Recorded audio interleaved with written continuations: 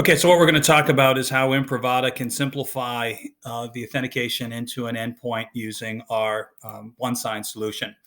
So the way it works is as a user comes in to start their shift, they can tap the badge on a proximity card reader. And the first thing they're going to need to do is to register that badge to their identity. And they do that by adding their credentials. So logging into the Active Directory with their username and password. Now that user's badge is bound to their identity.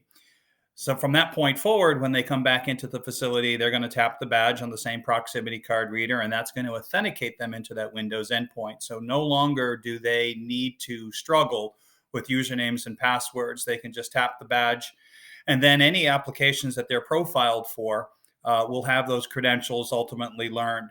Any application can be profiled, and so we actually learn those credentials once a user is successfully logged in, and then store those credentials in the virtual appliances that are running in the customer's data center.